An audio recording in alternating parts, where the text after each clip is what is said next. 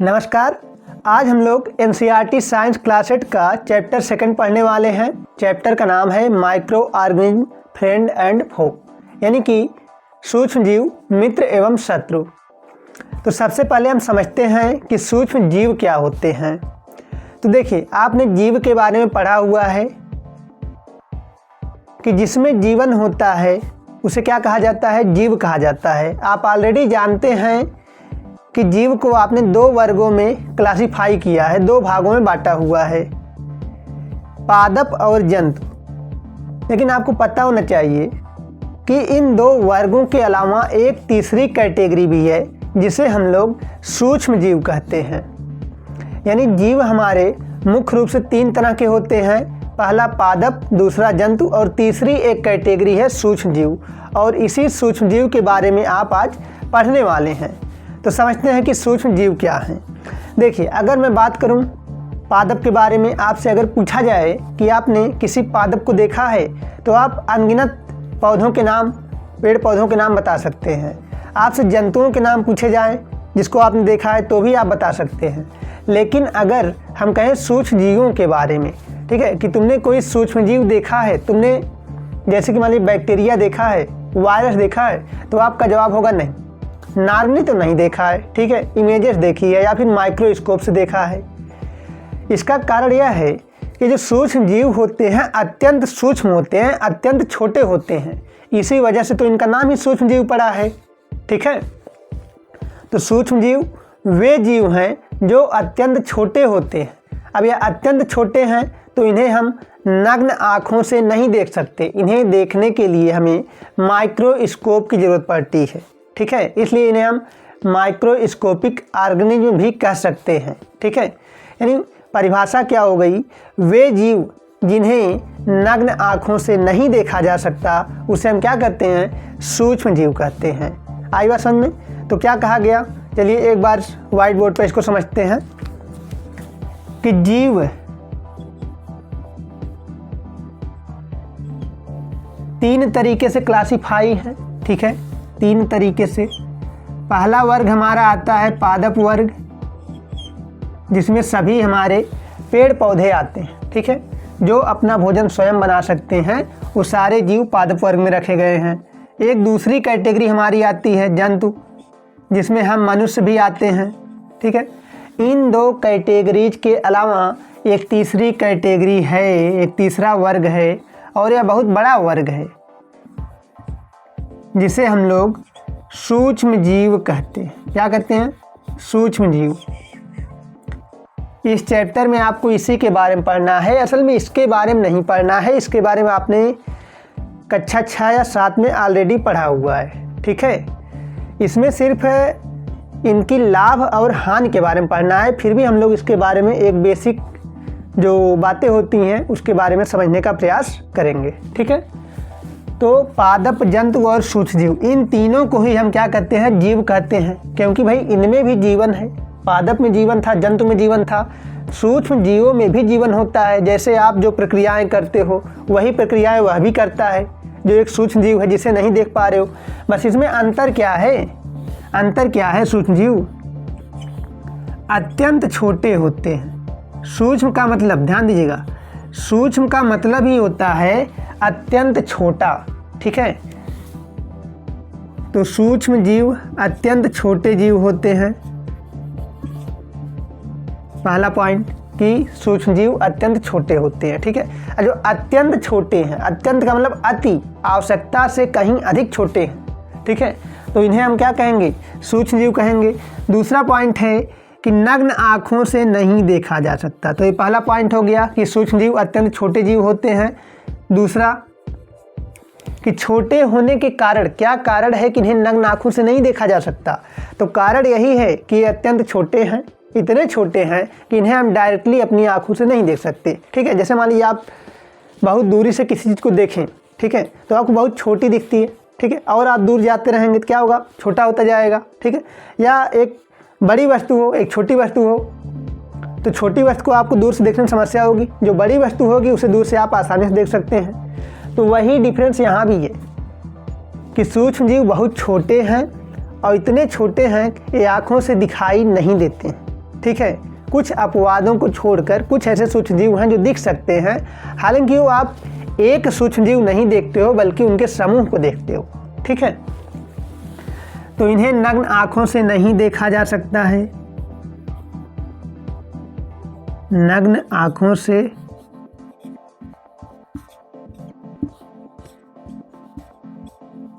नहीं देखा जा सकता है।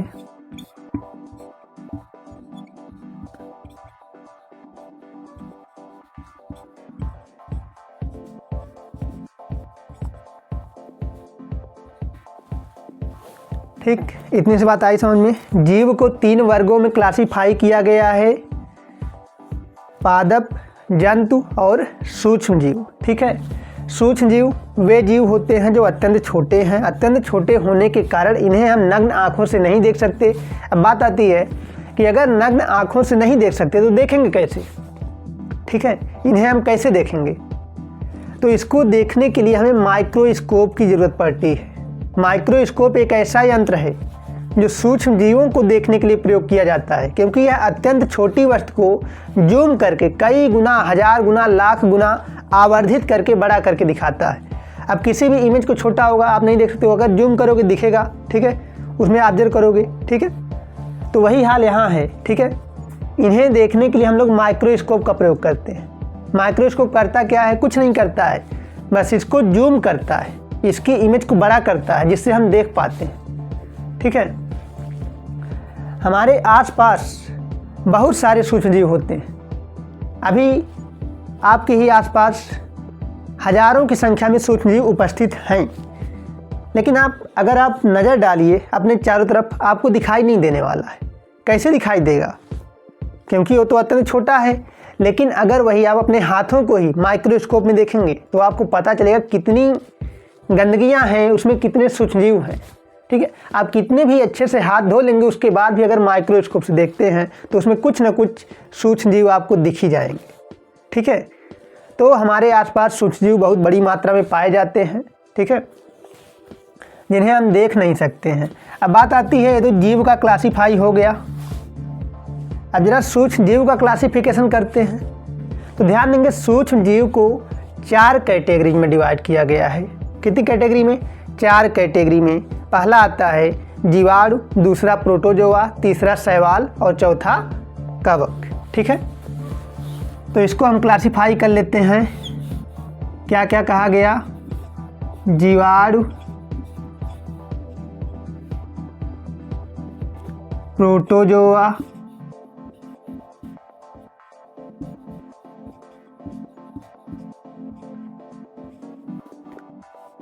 तीसरा शैवाल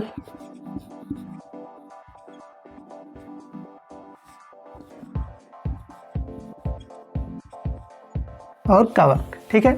सूक्ष्म जीवों को 4 कैटेगरीज में डिवाइड किया गया है। मेरी बात क्लियर है, ठीक है।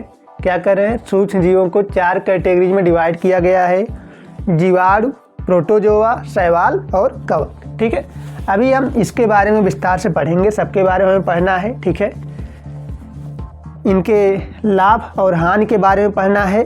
लेकिन इन चारों के अलावा एक 5वीं कैटेगरी मिलती है, ठीक है, यानी एक 5वां वर्ग मिलता है जिसे हम विषाणु के नाम से जानते हैं।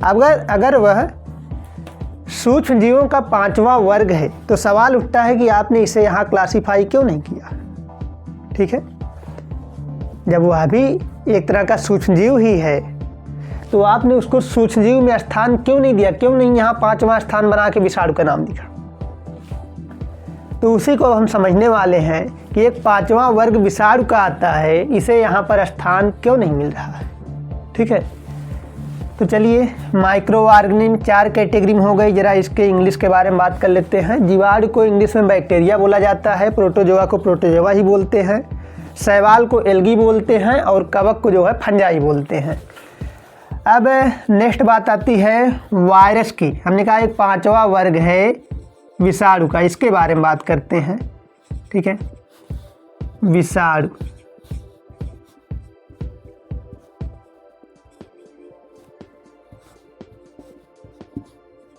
इंग्लिश में विषाणु को कहा जाता है वायरस। इस शब्द से तो आप लोग अच्छे से परिचित होंगे। अभी कोविड पीरियड लगभग समाप्त हुआ ही है, ठीक है। तो वहाँ आपने कोविड में यही सुना था, कोरोना वायरस वायरस वायरस, एक शब्द बहुत ज़्यादा सुनने को मिला, वायरस। तो छोटे से लेकर बड़े तक हर कोई वायरस के बारे में जानता है कि वायरस रोगजनक होते हैं, ठीक है। हालांकि वायरस है क्या, इसके बारे में हम पढ़ने वाले हैं, ठीक है। तो सबसे पहले आपको समझना है कि विषाणु भी एक तरह का सूक्ष्मजीव ही है, लेकिन इसे सूक्ष्मजीव में क्लासिफाई नहीं कर रहे हैं।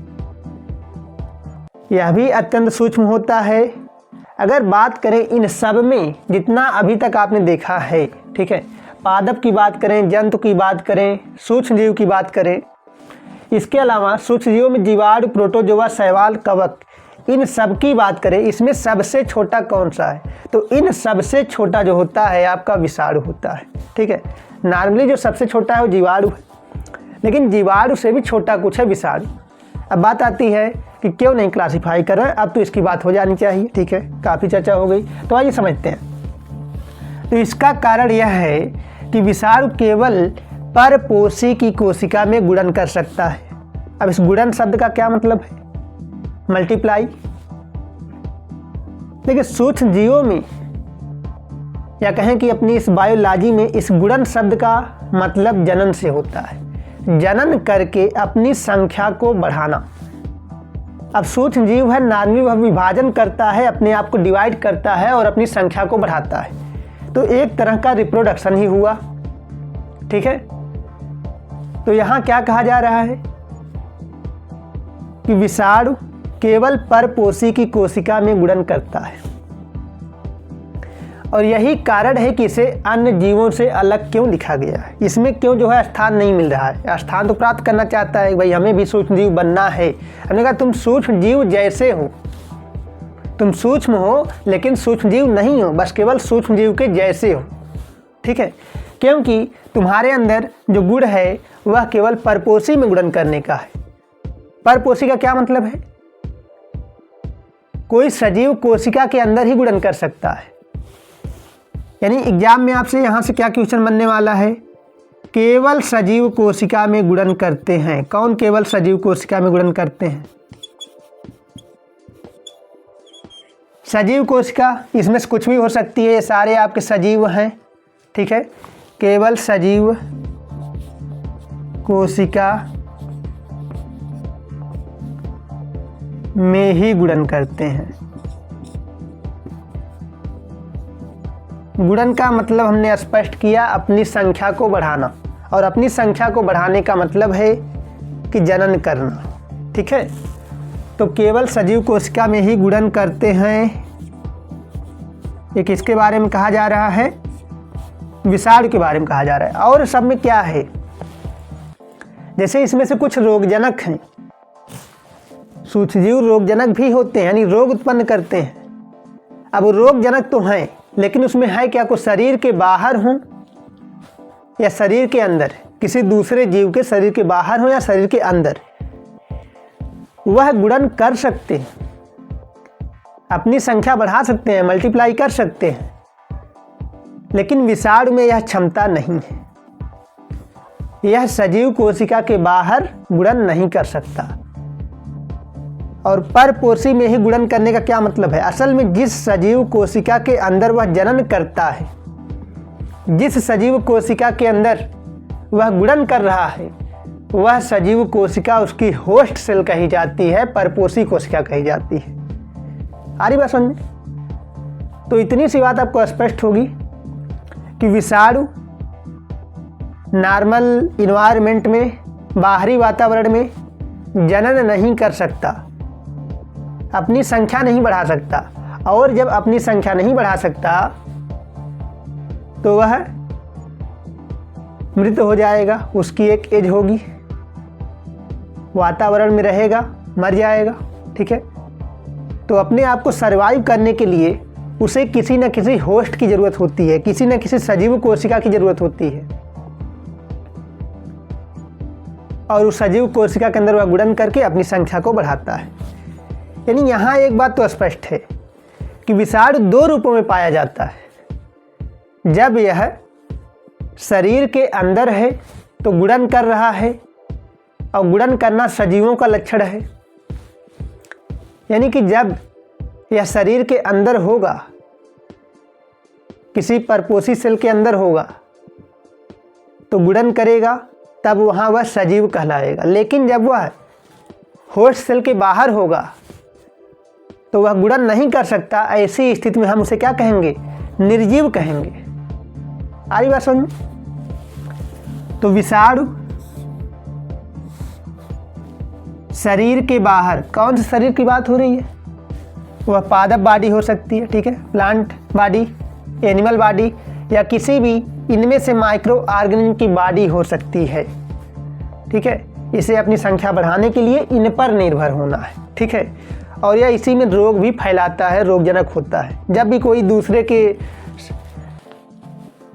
प्रॉपर्टी का यूज करता है तो उसमें नुकसान जरूर पहुंचाता है। ऐसे ही जब विषाणु किसी सजीव में इंटर करता है अपने गुणन करने के लिए, तो वह कुछ रोग भी वहां उत्पन्न करता है, क्योंकि आपके मैकेनिज्म का यूज कर रहा है, तो आप उससे प्रभावित भी होंगे, ठीक है। तो विषाणु दो रूपों में होता है। एक सजीव कोशिका के अंदर, जब यह सजीव कोशिका के अंदर होगा, जिस कोशिका के अंदर होगा उसे क्या कहेंगे? इसका होस्ट सेल कहेंगे, परपोषी कोशिका, ठीक है। हाँ, इतनी सी बात आपको समझनी है। सजीव कोशिका के अंदर, सजीव कोशिका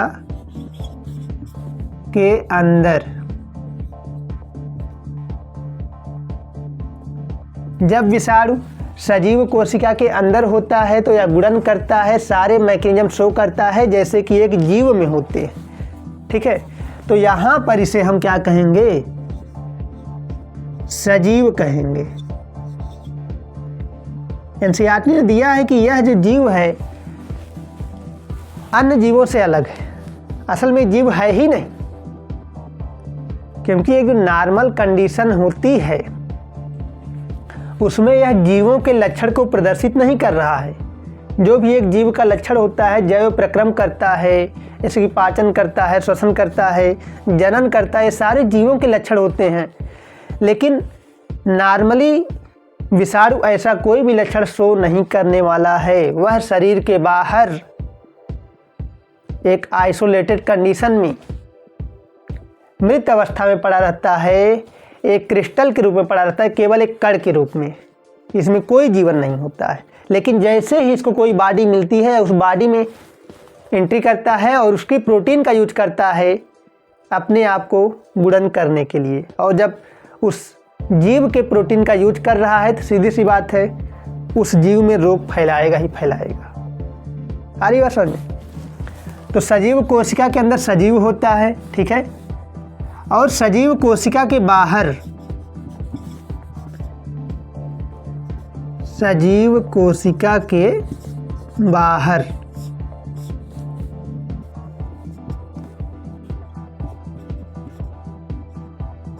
कैसा होगा? एक निर्जीव कण की तरह सिर्फ रहेगा, केवल नॉन लिविंग क्रिस्टल। और यही इसकी जो है नॉर्मल कंडीशन है। सजीव कोशिका के बाहर जब रहता है तो निर्जीव रहता है। यानी जब भी आपसे पूछा जाए विषाणु सजीव है या निर्जीव है, अगर सिर्फ इतना कहते हैं कि विषाणु सजीव है या निर्जीव है, तो आप क्या देख रहे हो? नॉर्मल कंडीशन इसकी कैसी है? निर्जीव के रूप में है। तो आप क्या बताओगे? विषाणु नॉन लिविंग है। Viruses are non living. विषाणु जो होते हैं वो निर्जीव होते हैं। लेकिन जैसे ही इन्हें कोई, अगर आपको व्याख्या करने को मिलता है तो आप बता सकते हो कि जैसे ही इन्हें कोई होस्ट सेल मिलती है, पोषक कोशिका मिल जाती है, यानी जिसके अंदर ये गुणन कर सकते हैं, तो यह लिविंग कहलाते हैं, ठीक है। अब आप देख रहे हो ये बड़ा अचंभा जीव है। आश्चर्य तो हो रहा होगा, क्या हो रहा है? Living, non living, living, non living. यही कारण है क्यों इसको हम लोग सूक्ष्मजीव में क्लासिफाई नहीं कर रहे हैं, क्योंकि यह पोषक कोशिका के बाहर, होस्ट सेल के बाहर निर्जीव है। और जैसे ही इसे कोई होस्ट सेल मिल जाती है, यह सजीव हो जाता है, रिप्रोडक्शन करने लगता है, अन्य मैकेनिज्म शो करता है जो भी जीवों में होते हैं। इसलिए विषाणु को ना तो सजीव कहा गया है ना तो निर्जीव। यानी ऑल ओवर अगर पूरे अध्ययन करने के बाद बात की जाए कि विषाणु को क्या कहना उचित होगा, तो देखिए, ना तो विषाणु सजीव है ना ही निर्जीव है। Viruses are neither living thing not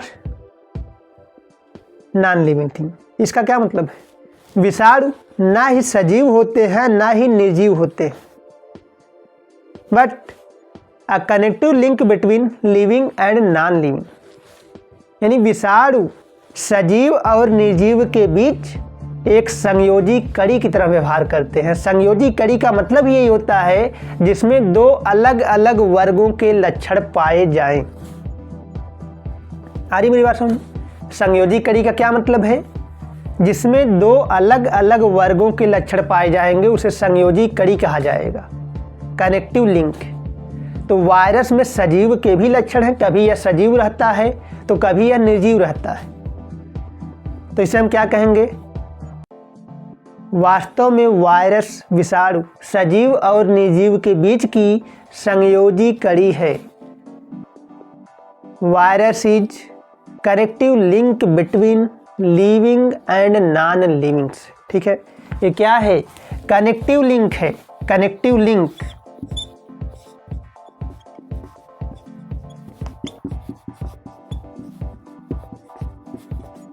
किसके बीच का कनेक्टिव लिंक है? Living and non living. तो आई होप वायरस के बारे में मेरी बातें आप तक पहुंच रही हैं, आप उस बात को समझ रहे हैं। अब क्वेश्चन आप कैसे हल करोगे? यहाँ से जो क्वेश्चन आते हैं ऐसे आ सकते हैं, कौन सा सामान्यतः सूक्ष्म जीव में वर्गीकृत नहीं होता है। तो वहाँ कुछ ऑप्शन तो यहाँ से आ सकते हैं, चार में से एक अदरवाइज ऑप्शन होगा विषाणु का। तो विषाणु सामान्य रूप से सूक्ष्म जीव नहीं है, हालांकि यह सूक्ष्म जीवों से भी सूक्ष्म है, उनसे भी छोटा है। इसकी खोज ही ऐसे हुई थी कि यह एक ऐसा इस दुनिया में जीव पाया गया या क्रिस्टल पाए गए जो जीवाणु रोधी छन्नी से छन जाते थे। यानी ऐसी एक छन्नी जिसमें जीवाणु नहीं छन सकता, उसमें ये छन गया। तो कहा गया कोई ये अलग जीव है जो इस दुनिया के सबसे छोटे जीव जीवाणु से भी छोटा है। उसको क्या नाम दिया गया? विषाणु नाम दिया गया। ठीक है। अदरवाइज यहां से क्या क्वेश्चन आ सकता है कि केवल सजीव में गुणन कौन करता है, या केवल परपोषी में गुणन की क्षमता किस में पाई जाती है। तो विषाणु एक ऐसा ही जीव है, या कहें कि क्रिस्टल है, जिसमें केवल और केवल जीव कोशिका या परपोषी कोशिका में ही गुणन करने की क्षमता होती है। अदरवाइज जो आप देख रहे हो पादप, इसमें कोई आवश्यकता नहीं है कि ये किसी अन्य लिविंग थिंग के अंदर गुणन करे। जंतु में ऐसी कोई आवश्यकता नहीं है। जीवाणु में भी यह भी लिविंग थिंग के बाहर गुणन कर सकता है, हालांकि यह लिविंग थिंग के अंदर भी कर सकता है। हमारी बॉडी में भी गुणन कर सकता है, बाहर रहकर भी कर सकता है। तो ये बाहर रहकर भी जीवित रहता है। यही हाल सबका है, प्रोटोजोआ का भी है, शैवाल का भी है, कवक का भी है। लेकिन विषाणु बाहर रहकर गुणन नहीं करते हैं, बाहर आते ही निर्जीव हो जाते हैं। और नॉर्मली अगर आ गया, सिर्फ आपको वहाँ दो ऑप्शन में से चुनना पड़े कि विषाणु सजीव है या निर्जीव। तो वही सबसे पहले तो आप ढूंढने का प्रयास कीजिए कि कहीं ऐसा लिखा हुआ मिल जाए कि विषाणु ना तो सजीव है ना तो निर्जीव, या ये ढूंढिए कि विषाणु सजीव और निर्जीव के बीच की संयोजी कड़ी है। ठीक है। वरीयता क्रम देखिए कि सबसे पहले आप क्या ढूंढना है। ये ढूंढना है कि आपको मिल जाए कि विषाणु सजीव और निर्जीव के बीच की संयोजी कड़ी है। आप यहाँ लगाइए। अगर ये नहीं मिलता है तो आप ढूंढिए कि विषाणु ना तो सजीव है ना तो निर्जीव है, यानी है तो दोनों है और नहीं है तो कुछ नहीं है। और अगर ये भी ना मिले तो आपको सजीव और निर्जीव में से निर्जीव पे चुनना है क्यों चुनना है निर्जीव को? क्योंकि ये एक नॉर्मल कंडीशन में, आइसोलेटेड कंडीशन में कैसा है, निर्जीव कण की तरह व्यवहार करता है। इसी वजह से विषाणु को आप निर्जीव कहना ही उचित होगा अगर आपको सजीव और निर्जीव में से चुनना पड़ गया तो। अदरवाइज आप वही ढूंढिए कि connective link between living and non living. सबसे सही आंसर आपका यही होगा कि वायरस को हम क्या कहें, तो वायरस को हम सजीव और निर्जीव के बीच की संयोजी कड़ी कहेंगे। तो आई होप कि विषाणु के बारे में मेरी बातें स्पष्ट हैं, ठीक है, आप समझ रहे हैं इस बात को। इसके अलावा विषाणु के बारे में दिया हुआ है, हमने कहा कि अगर कोई किसी के अंदर गुणन करता है तो उसमें रोग भी फैलाता है। जैसे सूक्ष्म जीव ये शरीर के बाहर गुणन कर सकते हैं, लेकिन ये शरीर के अंदर भी गुणन करते हैं। जैसे मनुष्य के शरीर में अगर ये गुणन कर रहे हैं तो मनुष्य में रोग फैलाएंगे। कोई भी जीव अगर किसी दूसरे जीव के प्रोटीन का यूज कर रहा है, उसकी बॉडी का यूज कर रहा है अपने फायदे के लिए, तो उसमें रोग होने के चांसेस रहेंगे, ठीक है। उसी प्रकार से हमने कहा कि विषाणु जो है यह सजीव कोशिका में गुणन करता है। अब जिस कोशिका में गुणन करेगा तो उसमें रोग भी फैलाएगा। अब विषाणु, कुछ ऐसे खास विषाणु होते हैं जो जीवाणुओं को संक्रमित करते हैं। किसे संक्रमित करेंगे? जीवाणुओं को संक्रमित करेंगे, बैक्टीरिया को संक्रमित करेंगे, या कहें कि भक्षण करते हैं। भक्षण का मतलब खा जाना नॉर्मली होता है, नष्ट कर देना, ठीक है, मार कर खाते हैं। तो कुछ ऐसे विषाणु हैं जो अन्य जीवाणु को संक्रमित करते हैं या उनका भक्षण करते हैं। भक्षण करना को इंग्लिश में फेज बोलते हैं, फेजेज, यानी फेजेज में भक्षण करना। किसका भक्षण कर रहे हैं? बैक्टीरिया का। तो ऐसे विषाणु को हम लोग क्या कहते हैं? बैक्टीरियोफेज बोलते हैं। आपसे एग्जाम में पूछा जाएगा बैक्टीरियोफेज क्या है। नॉर्मली आप बैक्टीरिया देख के बैक्टीरिया लगा देते हो कि यह एक जीवाणु है। असल में बैक्टीरियोफेज एक विषाणु है। अभी जो आप डायग्राम देख रहे हैं वह एक बैक्टीरियोफेजेज वायरस का है। तो हमेशा याद रखिए बैक्टीरियोफेज वायरस, यानी बैक्टीरियोफेज क्या है? एक वायरस है, एक विषाणु है, और एक ऐसा विषाणु है जो जीवाणु को संक्रमित करता है, जीवाणु को मारता है, जीवाणु का भक्षण करता है। तो इंग्लिश में इसे हम लोग बैक्टीरियोफेज बोलते हैं, और हिंदी में जीवाणु भोजी, यानी जीवाणु को अपना भोजन बनाता है, ठीक है। तो एग्जाम में यहाँ से आपसे क्वेश्चन पूछ सकता है कि बैक्टीरियोफेज क्या होते हैं, और इस डायग्राम से ही क्वेश्चन बन जाता है। एग्जाम में डायग्राम दे देता है और पहचानने लेकर आता है, पहचानिए व्हाट इज दिस, यह क्या है, किस चीज़ का डायग्राम। तो आपको पहचानना है बैक्टीरियोफेज, ठीक है। तो इतनी चीज़ें आपको विषाणु के संबंध में ध्यान देनी थी, ठीक है। विषाणु नॉर्मली रोगजनक ही होते हैं, रोग उत्पन्न करने वाले ही होते हैं, क्योंकि इनका एक ही लक्ष्य है कि किसी परपोषी को प्राप्त करना, उसके अंदर गुणन करना और गुणन करके रोग फैलाना, ठीक है। बस इतना ही लक्षण है उनके। तो विषाणु सदैव लगभग रोगजनक होते हैं, कोई फायदा इनसे नहीं है। बस फायदा इतना ही है कि ये कुछ विषाणुओं को, कुछ जीवाणुओं को संक्रमित करते हैं,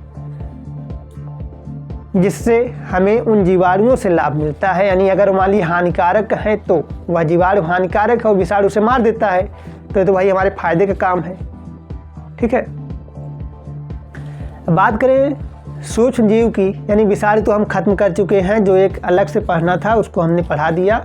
अब अपने सूक्ष्म जीव पर आते हैं, यानी आपको इतना ही पढ़ना है। ऐसी बात नहीं है कि विषाणु चैप्टर कहीं बाहर से आया है, ठीक है। आपके एनसीईआरटी से ही विषाणु है, लेकिन उन्होंने भी इसके बारे में अलग से वर्णन किया है। क्या कहा है? केवल परपोषी कोशिका, केवल सजीव कोशिका में ही गुणन करते हैं, ठीक है। ये चीज़ें कहा हुआ है, काफ़ी ये इसके बारे में बताई गई हैं। विषाणु सामान्य रूप से सूक्ष्म जीवों के अंतर्गत क्लासिफाई नहीं होते हैं, इतनी सी बात आपको समझनी है। नेक्स्ट अब हम आते हैं अपने सूक्ष्म जीवों पर।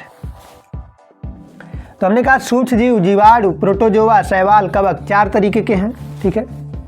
अगर नॉर्मल आप अलग से क्लासीफाई करना चाहते हो तो आप विषाणु को उसमें रख सकते हो, लेकिन अगर कहीं ऐसा ही कारण आ गया कि विषाणु को सूक्ष्म जीवों के वर्ग में क्यों नहीं रखा गया, तो इसका कारण यही होगा कि वह केवल परपोषी कोश का गुणन करता है, वह स्वतंत्र रूप से गुणन नहीं कर सकता।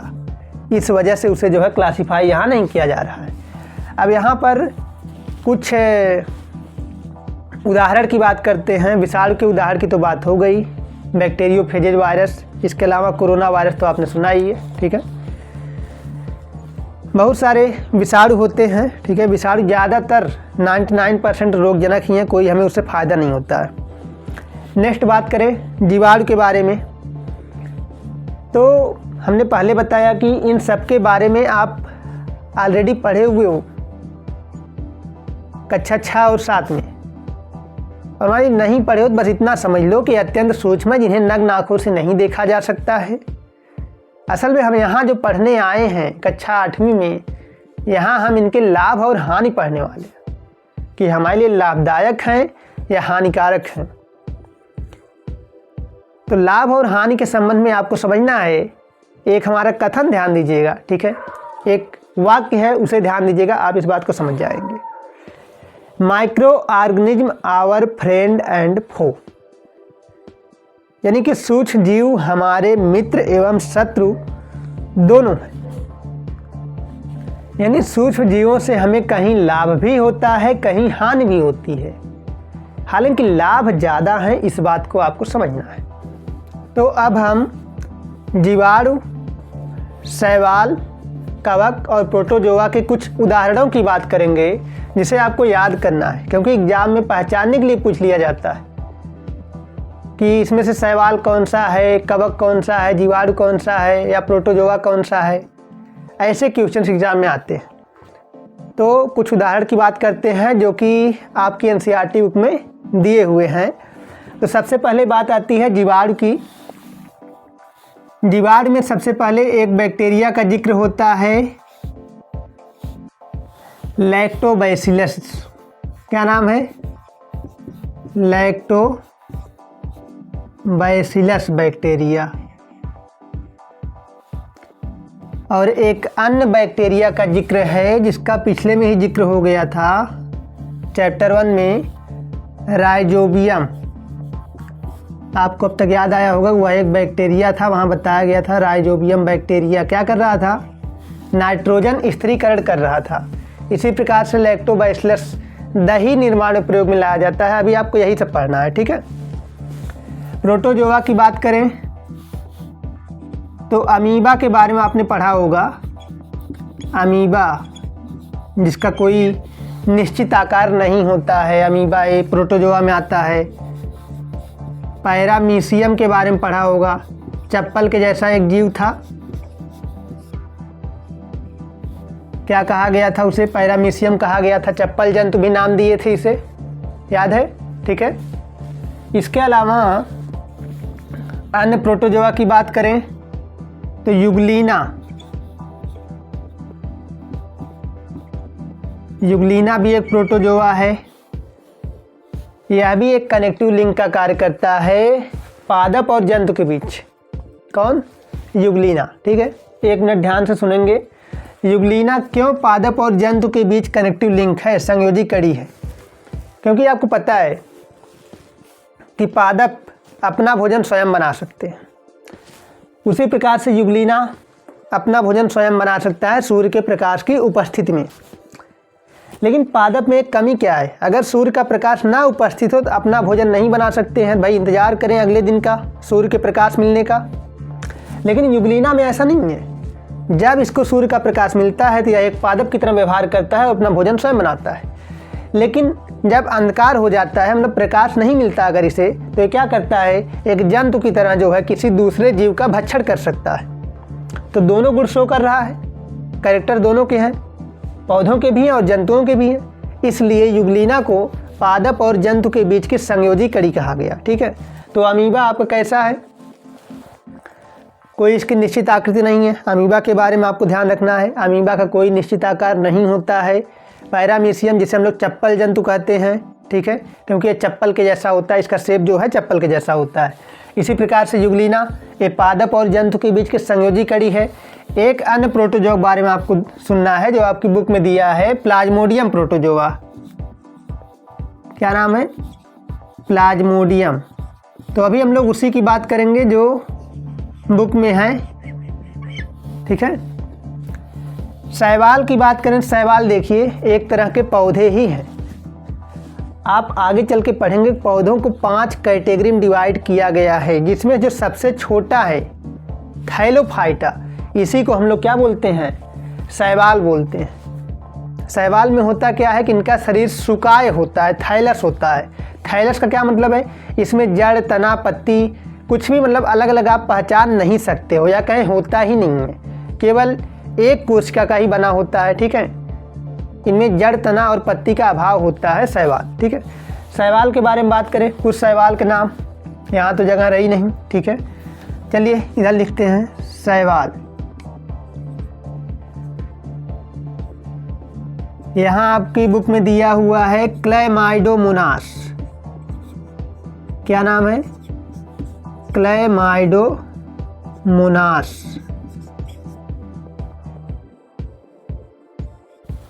एक अन्य का नाम दिया है स्पायरोगायरा। ये दोनों आपके शैवाल हैं।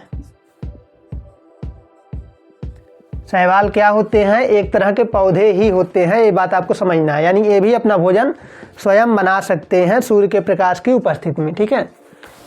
तो जीवाणु क्या हो गया? Lactobacillus, rhizobium. 2 जीवाणु के बारे में आपको पढ़ना है, प्रोटोजोआ, अमीबा, पैरामीशियम, युगलिना और प्लाज्मोडियम के बारे में पढ़ना है आपको। इसी प्रकार से शैवाल के बारे में किसके पढ़ना है? क्लैमाइडोमोनास और स्पायरोगायरा। असल में इन्हें आपको पहचानने के लिए देता है कि वह युग्म पहचानिए जिसमें सभी के सभी शैवाल हैं। तो आपको जब याद होगा तभी आप पहचान पाओगे, ठीक है। कवक की बात करें तो कवक, चलिए कहाँ लिखा जाए, इधर लिख देते हैं, ऊपर थोड़ा जगह है। कवक, कवक में आपको ईस्ट के बारे में पढ़ना है। इस लेसन में बहुत प्रमुख टॉपिक है ईस्ट। इसके अलावा पेनिसिलियम के बारे में पढ़ना है।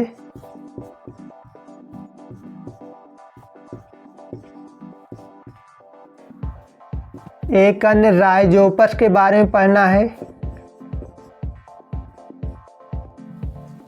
और एक दिया हुआ है एस्परजिलस।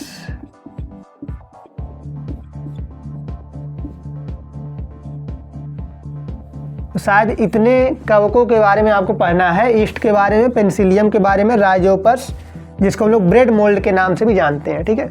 आपने देखा होगा कि ब्रेड अगर खुले में छोड़ दिया जाता है तो उस पर कुछ वाइट, ब्लैक इस तरीके की सरफेस जम जाती है, ठीक है। कुछ पदार्थ जम जाते हैं, वो क्या हैं? वो कवक हैं, ठीक है। उस कवक का नाम क्या है? राइजोपस।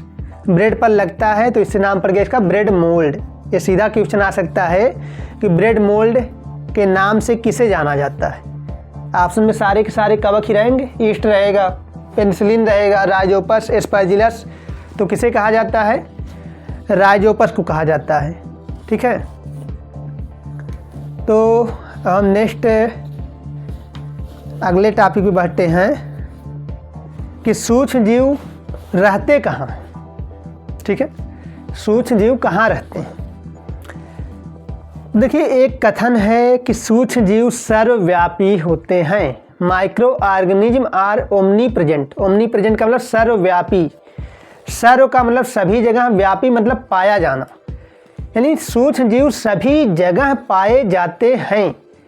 ये अत्यंत ठंडी जगहों से लेकर अत्यंत गर्म जगहों तक, ऐसे झरने जो गर्म झरने होते हैं जहाँ का 120 डिग्री सेल्सियस तापमान होता है, वहाँ भी कुछ बैक्टीरिया पाए गए, ठीक है। यानी सूक्ष्म जीव सर्वव्यापी होते हैं, सभी जगह पाए जाते हैं। ये अत्यंत ठंडी जगहों से लेकर अत्यंत गर्म जगहों तक पाए जाते हैं, ठीक है। इसके अलावा यह शरीर के बाहर, जंतु शरीर के अंदर भी पाए जाते हैं। जैसे हम मनुष्यों के अंदर एक बैक्टीरिया पाया जाता था, ई कोलाई बैक्टीरिया, ठीक है। या जंतुओं के अंदर जो गाय, भैंस, इनके अंदर एक बैक्टीरिया होता है मिथाइनोजन, ठीक है, जो क्या करता है, गोबर से मीथेन बनाता है। तो यह जंतु शरीर के अंदर भी पाए जाते हैं, जंतु शरीर के बाहर भी पाए जाते हैं और हर जगह ये सर्वाइव कर सकते हैं। ठीक है, इनकी अलग अलग स्पीशीज जो हैं अलग अलग जगहों पर सर्वाइव कर सकती हैं, अपने आप को जीवित रख सकती हैं। तो अगर सूक्ष्म जीवों के स्थान की बात करें तो आप यही बताएंगे सूक्ष्म जीव सर्वव्यापी होते हैं, अर्थात सभी जगह पाए जाते हैं। इसके अलावा बात करते हैं कि सूक्ष्म जीव एक कोशिकीय तथा बहुकोशिकीय हो सकते हैं। ठीक है, असल में सूक्ष्म जीव नॉर्मली तो एक कोशिकीय ही होते हैं, लेकिन यह बहुकोशिकीय भी हो सकते हैं। जैसे कि जीवाणु हमेशा एक कोशिकीय होता है। प्रोटोजोआ यह भी एक कोशिकीय है, सिंगल सेल है, यानी केवल एक कोशिका का ही बना होता है। ठीक है, जीवाणु एक कोशिकीय भी होते हैं और बहुकोशिकीय सूक्ष्म जीव। ठीक है, सूक्ष्म जीव एक कोशिकीय भी होते हैं और बहुकोशिकीय भी होते हैं। तो जीवाणु आपका कैसा है, एक कोशिकीय। प्रोटोजोआ एक कोशिकीय। शैवाल और कवक ये जो है, कुछ शैवाल एक कोशिकीय भी होते हैं, कुछ कवक एक कोशिकीय हैं और कुछ जो है बहुकोशिकीय भी होते हैं। नॉर्मली कवक जो है, कवक और शैवाल जो है बहुकोशिकीय होते हैं, इसमें कुछ जो है एक कोशिकीय होते हैं। ठीक है, तो एक कोशिकीय बहुकोशिकीय दोनों होते हैं, जिसमें जीवाणु और प्रोटोजोआ केवल एक कोशिकीय होते हैं, इनमें बहुकोशिकीय नहीं पाए जाते हैं। ठीक है, इसके अलावा बात करते हैं कि यह स्वतंत्र अस्तित्व में भी पाए जा सकते हैं, यानी स्वतंत्र रूप से। जैसे अमीबा भी एक सूक्ष्म जीव है। प्रोटोजोआ में अभी आपने देखा अमीबा, यह स्वतंत्र अवस्था में रह सकता है, यानी सूक्ष्म जीव अकेले भी रह सकता है अथवा समूह में कॉलोनी बनाकर भी रह सकता है। ठीक है, समूह में भी रह सकता है। तो जैसे जीवाणु हो गया या कवक हो गए, इनमें एक गुण होता है कि कॉलोनी बना के रहते हैं, स्वतंत्र रूप से नहीं पाए जाते हैं, ग्रुप में रहते हैं। जैसे कि मान लीजिए दही, आपने दही रख दिया, दही में बैक्टीरिया होता है। जैसे दही पुरानी होती जाएगी उसमें बैक्टीरिया बढ़ते जाएंगे। अब कुछ दिन बाद आप देखोगे उसमें मूवमेंट होगा, आप देखोगे उसमें कुछ जीव हैं। क्या हुआ, आप कर रहे हो, आप बैक्टीरिया को देख रहे हो, असल में आप बैक्टीरिया नहीं देख रहे हो बल्कि बैक्टीरिया का ग्रुप देख रहे हो। ठीक है, उनकी कॉलोनी जो है समूह में जो है उसी को आप देख पा रहे हो। जैसे कि मान लीजिए आप एरोप्लेन से नीचे देखते हैं। ठीक है, एक बड़े से रेगिस्तान में एक घर है, क्या आप उसे देख पाएंगे? ऑब्वियसली नॉट, नहीं देख पाएंगे। ठीक है, लेकिन वही एरोप्लेन जब एक शहर से गुजरता है तब क्या होता है, बड़ी बड़ी बिल्डिंगें ढेर सारी ग्रुप में है, तब आपको दिखती हैं कि हाँ यह एक रिहायशी इलाका है, यहाँ लोग रहते हैं, क्योंकि वहाँ ग्रुप है। वही हाल यहाँ होता है कि जीवाणु कवक ये सब जब ग्रुप में आ जाते हैं तो हम ये देख पाते हैं, लेकिन उसमें से एक को नहीं देख रहे हैं, उनके कॉलोनी को देख रहे हैं। ठीक है, इसके अलावा अमीबा और पैरामीशियम जैसे जीव स्वतंत्र अवस्था में भी रह सकते हैं। नेक्स्ट, अब हम लोग सूक्ष्म जीवों के लाभ पढ़ेंगे। ऐसे सूक्ष्म जीवों के बारे में पढ़ेंगे जो हमारे फ्रेंड हैं, हमारे साथी हैं, हमारे मित्र हैं। तो एक बार आप इसका स्क्रीनशॉट ले सकते हैं। नेक्स्ट उसके बाद हम लोग कंटिन्यू करते हैं मित्रवत सूक्ष्म जीव की तरफ। ठीक है, माइक्रोब्स एज आवर फ्रेंड।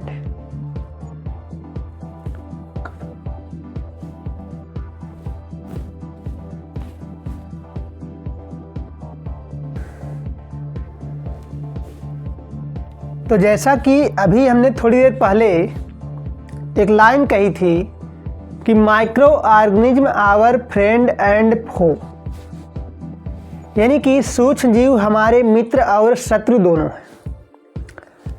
मित्र कब कहे जाएंगे?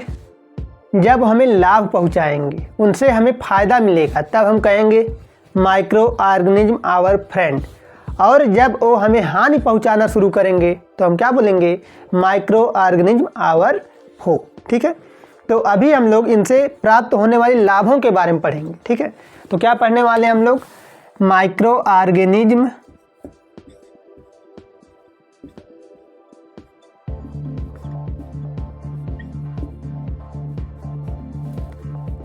एज आवर फ्रेंड, यानी कि हमारे मित्र के रूप में जो है अभी ये अपनी भूमिका निभाने वाले। ठीक है, तो सूक्ष्मजीव हमारे मित्र भी हैं, पहले हम मित्र के ही बारे में बात करेंगे। ठीक है, तो देखिए सूक्ष्मजीवों का प्रयोग आपकी बुक बताती है प्राचीन काल से ही दही बनाने में, मदिरा बनाने में, ब्रेड बनाने में, केक बनाने में इनका प्रयोग होता है। किसका? सूक्ष्मजीवों का। ठीक है, जैसे कि दही, ब्रेड एवं केक बनाने, अल्कोहल बनाने, कार्बनिक अपशिष्ट के अपघटन, ठीक है, जिसको आपने शायद थोड़ा मोड़ा पहले लेसन में पढ़ा होगा। ठीक है, औषधियों के उत्पादन में, इसके अलावा नाइट्रोजन स्थिरीकरण, जिससे कि कृषि और मृदा की उर्वरता में वृद्धि होती है, ये भी आपने पढ़ा हुआ है। ठीक है, सूक्ष्मजीवों का उपयोग होता है तो कहाँ कहाँ होता है? दही बनाने में, ठीक है, ब्रेड बनाने में, अल्कोहल बनाने में, इसके अलावा कार्बनिक अपशिष्ट के अपघटन, पर्यावरण शुद्धिकरण, ये सब आपका दिया हुआ है। ठीक है, तो सबसे पहले एक एक को हम समझते हैं। सबसे पहले हम समझेंगे दही बनाना। ठीक है, क्या समझने वाले हैं? दही बनाना, दही कर्ड मेकिंग प्रोसेस। ठीक है, आज आपको दही बनाना सिखाएंगे। क्या सिखाएंगे? दही बनाना। तो आपने अपने घरों में देखा होगा कि दही कैसे बनाई जाती है। ठीक है, दूध होता है, उसमें कुछ बाहर से पदार्थ मिलाया जाता है, मतलब किसी दूसरे के यहाँ से दही लेकर आते हैं, डाल देते हैं, अगले दिन आपकी भी दही तैयार हो जाती है, जिसको जावन बोलते हैं। ठीक है, असल में उस जो आपने दही लाई थी उसमें क्या है जो आपके दूध को दही में परिवर्तित कर दे रहा है? तो असल में उसमें एक बैक्टीरिया है जिसका नाम है लैक्टोबैसिलस। लैक्टोबैसिलस बैक्टीरिया ही दूध को दही में परिवर्तित करने का काम करता है। आप जो पड़ोसी से जामन लेकर आए थे, उस जामन में क्या है? लैक्टोबैसिलस बैक्टीरिया है, क्योंकि उसका पहले से दही बना हुआ है। आपने क्या किया? उसे अपने दूध में डाला, आपके दूध में भी आ गए और वो क्या करेंगे? दूध को दही में परिवर्तित कर देंगे। तो पहली बात कि दूध से दही बनता है, ये तो भाई सबको पता है।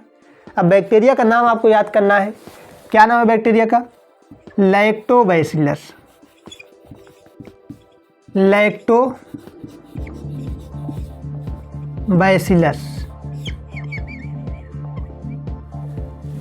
अभी बात करें कि दही बनती कैसे है, तो इसका प्रोसेस को समझिएगा।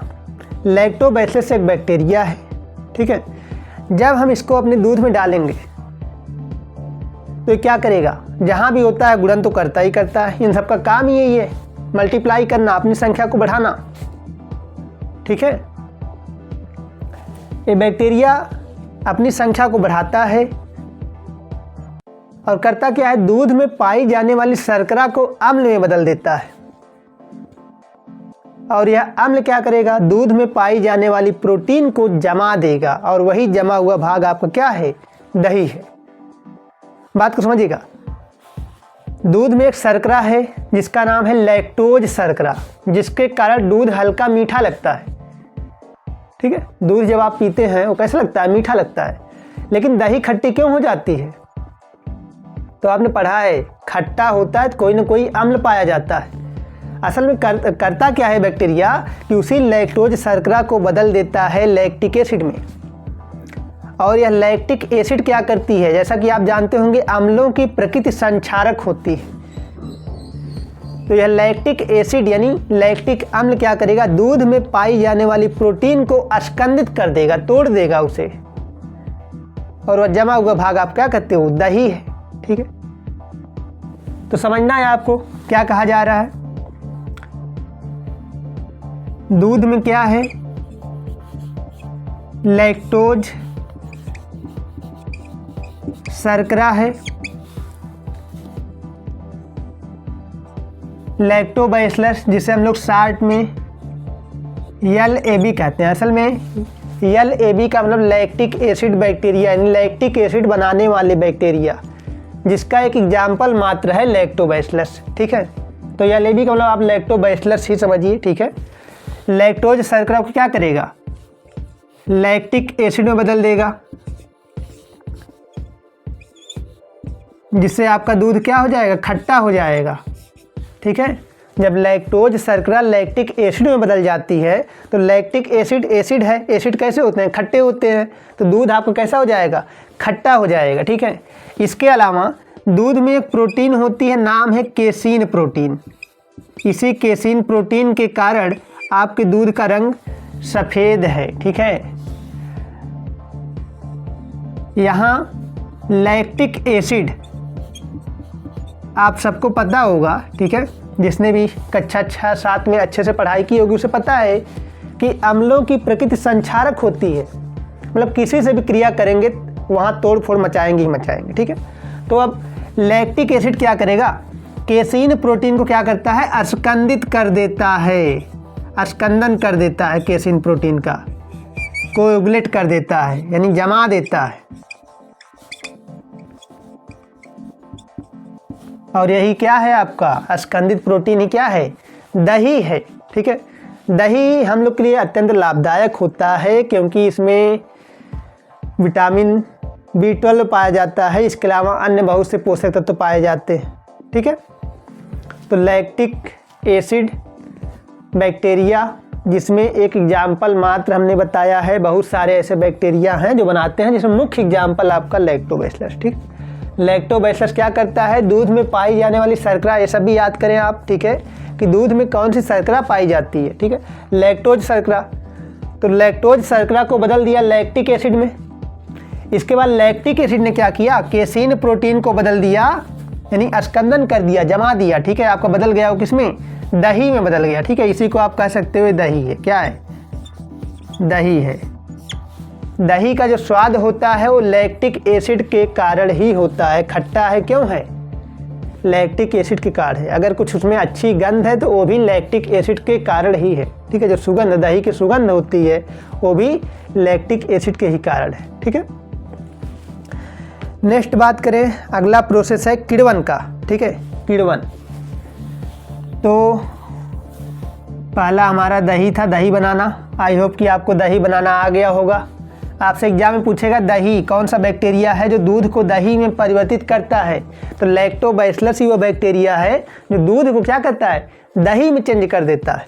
कैसे करता है, लैक्टोज शर्करा को लैक्टिक एसिड में बदल देता है। लैक्टिक एसिड क्या करती है, केसीन प्रोटीन को अस्कंदित कर देती है और यह अस्कंदित रूप क्या कहलाता है, दही कहलाता है। ठीक है, अगला प्रोसेस है किण्वन, जिसमें हम लोग सूक्ष्म जीवों का मित्र के रूप में यूज करते हैं, यानी जहाँ हमारे काम आते हैं। यहाँ देखिए हमने कहा कि दही, इसमें ऐसे बैक्टीरिया हैं जो हमारे पाचन तंत्र को ठीक करते हैं, हमें पोषण प्रदान करते हैं। ठीक है, ऐसे विटामिन हैं जो हमें पोषण प्रदान करते हैं। तो यहाँ तो दिख रहा है कि लैक्टोबैसिलस ने किस प्रकार की भूमिका निभाई है, हमारे मित्र के रूप में निभाई। इसी प्रकार से अब अगले प्रोसेस की बात करते हैं, किण्वन। किण्वन का शाब्दिक अर्थ अगर बात करें तो इसका अर्थ होता है सड़ाना। क्या अर्थ होता है, सड़ाना। ठीक है, नॉर्मली आपको सड़ाना, ठीक है, खराब कर देना। ठीक है, लेकिन यह किण्वन अच्छा है। ठीक है, ये किण्वन कैसा है, अच्छा है। इसी किण्वन प्रोसेस के द्वारा ही जो है आपके बेकरी उद्योग में केक बनाए जाते हैं, इसके अलावा जो ब्रेड बनाई जाती है वो किण्वन के द्वारा ही बनाई जाती है। और शराब का उत्पादन भी, एल्कोहल, जिसमें शराब में क्या होता है, एल्कोहल होता है, एल्कोहल का उत्पादन भी किण्वन प्रोसेस के द्वारा ही होता है। किण्वन है क्या, ये होता किससे है, ईस्ट से होता है। ईस्ट, सूक्ष्म जीव का नाम क्या है, ईस्ट। ईस्ट क्या है, एक कवक है। ठीक है, ये तो आपको याद ही होगा, ईस्ट कवक है। इसको सामान्य भाषा हम लोग खमीर भी बोलते हैं।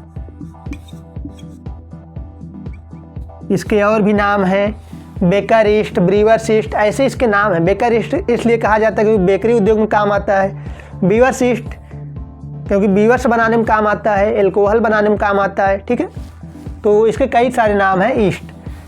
और यह एक एंजाइम के साथ कार्य करता है, अगर याद कर सकते हैं उसको भी याद कर लीजिए। जाइमेज एंजाइम की उपस्थिति में कार्य करता है। ये नहीं भी होगा तो चलेगा, ठीक है, लेकिन जाइमेज एंजाइम की उपस्थिति में नॉर्मली वह कार्य करता है। ठीक है, तो किण्वन को समझते हैं कि किण्वन क्या है। तो समझिए यहाँ कि ईस्ट के द्वारा किण्वन होता है। पहला पॉइंट आपको यहाँ याद करना है। जाइमेज एंजाइम की उपस्थिति में कार्य करता है। एनसीईआरटी ने जो परिभाषा दी है, उन्होंने दिया है कि चीनी का एल्कोहल में परिवर्तित होना किण्वन कहलाता है। चीनी का अल्कोहल में परिवर्तित होना क्या कहलाता है? किण्वन कहलाता है। ये समझने के लिए असल में यहाँ होता क्या है कि कोई शर्करा होती है, शर्करा, जब इसमें हम ईस्ट डालते हैं और जाइमेज एंजाइम इस पर कार्य करता है तो कुछ रिएक्शन होता है जिससे आपकी शर्करा किसमें चेंज हो जाती है? अल्कोहल में चेंज हो जाती है। ठीक है, अल्कोहल में। ईस्ट यहाँ पर श्वसन करता है, श्वसन, और करता क्या है? वो शर्करा को अल्कोहल में चेंज कर देता है। शर्करा का अल्कोहल में चेंज होना क्या कहलाता है? किण्वन कहलाता है। आई बात समझ में? ठीक है, इसी के द्वारा जो है आप शराब का निर्माण करते हैं। जो अल्कोहल है आपकी शराब ही है। ठीक है, इसी के द्वारा शराब का निर्माण होता है। किण्वन प्रोसेस की खोज लुईस पास्चर ने की थी, अभी उनका भी चर्चा होने वाला है। ठीक है, बने रहिए। इसी के साथ किण्वन या ईस्ट का ही बात करें, ईस्ट का उपयोग हम लोग बेकरी उद्योग में करते हैं। वहाँ यह कैसे कार्य करता है? तो देखिए, जब गूथे हुए आटे में ईस्ट को मिलाया जाता है, खमीर डाला जाता है, तो ईस्ट करता क्या है? जनन करता है, जनन। ठीक है, अपनी संख्या को पहले बढ़ाता है, ढेर सारे ईस्ट हो जाते हैं। फिर ईस्ट जीव हैं, श्वसन करेंगे, सांस लेंगे। ठीक है, तो श्वसन में कौन सी गैस छोड़ी जाती है? कार्बन डाइऑक्साइड गैस छोड़ी जाती है। अब कार्बन डाइऑक्साइड गैस छोड़ते हैं तो ये क्या करता है? मैदे के आयतन को बढ़ा देता है, जिससे आपका आटा फूल जाता है। ठीक है, यही किण्वन प्रोसेस ही बेकरी उद्योग का आधार है। ठीक है, अगर ईस्ट ना होता तो आज बेकरी वालों का तो धंधा ही बंद हो गया होता। ठीक है, आ रही बात समझ? तो ईस्ट जनन अर्थात कोशिका वृद्धि के दौरान श्वसन करके कार्बन डाइऑक्साइड गैस बनाता है, जिससे मैदे का आयतन बढ़ जाता है। ठीक है, और ब्रेड आप क्या होती है? फूल जाती है। ये आपका किण्वन प्रोसेस है। ठीक है, किसके द्वारा होता है? ईस्ट के द्वारा होता है। ठीक है, तो अगर आपसे एक क्वेश्चन पूछे कि ईस्ट की क्रिया से मैदे का आयतन घटेगा या बढ़ेगा, तो वही सीधी सी बात है, आयतन को बढ़ाता है। ठीक है, क्योंकि गैसेस कुछ रिलीज कर रहा है, वो गैसेस स्थान लेंगी। ठीक है, तो अब क्या होगा? स्पंजी बन जाएगा। ठीक है, फूल जाएगा। और अदरवाइज एक क्वेश्चन बन सकता है कि किण्वन में किसका यूज होता है? ईस्ट का यूज होता है। ठीक है, नेक्स्ट अल्कोहल एवं शराब बनाने में भी इसका यूज होता है, वो तो चर्चा हो चुकी। ठीक है, आपकी बुक में दिया हुआ है कि गेहूं, चावल, फलों के रसों, ठीक है, इन सब में क्या है? शर्करा है। ठीक है, अलग अलग प्रकार की शर्कराएं हैं। ठीक है, नॉर्मली जो माल्टोज शर्करा होती है, इसी से शराब बनता है। ठीक है, ईस्ट क्या करता है? उसे अल्कोहल में चेंज कर देता है, और अल्कोहल का मतलब क्या है? शराब है। शराब का जो बड़ा पार्ट होता है वो अल्कोहल होता है। ठीक है, अल्कोहल के बिना शराब कुछ नहीं है। ठीक है, तो अल्कोहल एवं शराब बनाने में किसका प्रयोग होता है? यहाँ भी ईस्ट का प्रयोग होता है। किण्वन में किसका प्रयोग होता है? ईस्ट का प्रयोग होता है। ठीक है, इसके अदरवाइज जो ब्रेड के फूलने का कारण है, अगर आपसे ब्रेड के फूलने का कारण से पूछा जाए, ठीक है, तो यहाँ एक अन्य कारण दे सकते हैं, कार्बन डाइऑक्साइड गैस। किण्वन के द्वारा फूल रहा है, ईस्ट के द्वारा फूल रहा है, आयतन को बढ़ा रहा है, लेकिन ईस्ट ने ऐसा क्या किया? तो उसने कार्बन डाइऑक्साइड गैस रिलीज की, और इसी गैस ने जो है आयतन को क्या किया? इंक्रीज कर दिया। ठीक है, ब्रेड आपका फूल गया। ठीक है, तो ये चीज़ यहाँ पर आपका था। नेक्स्ट अब हम लोग अगले प्रोसेस की बात करते हैं।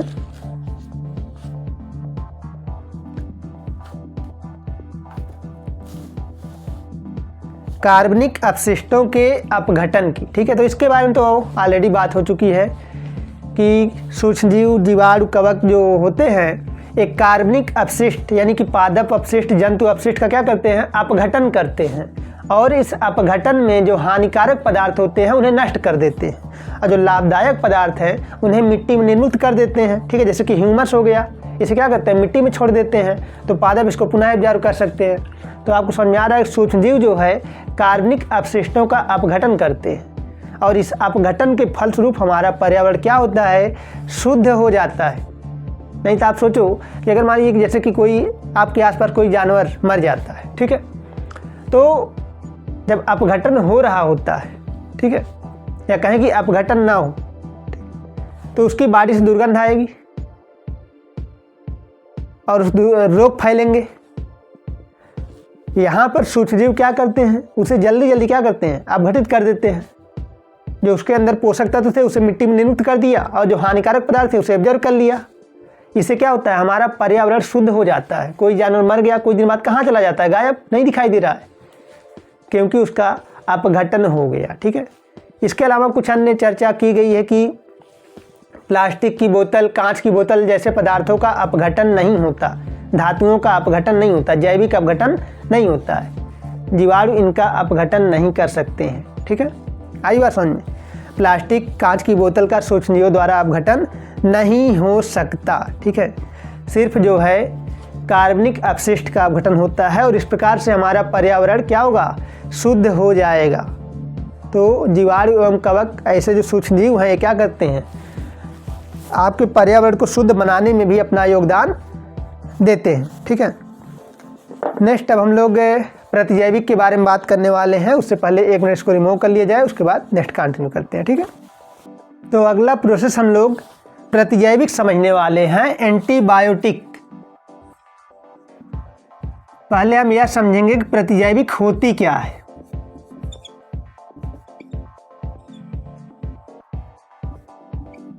इंग्लिश में इसको बोलते हैं एंटीबायोटिक। ठीक है, आपको प्रतिजैविक समझना है। ये होती क्या है, सिंपल सी बात है कि औषधियाँ होती हैं। क्या हैं, औषधियाँ हैं।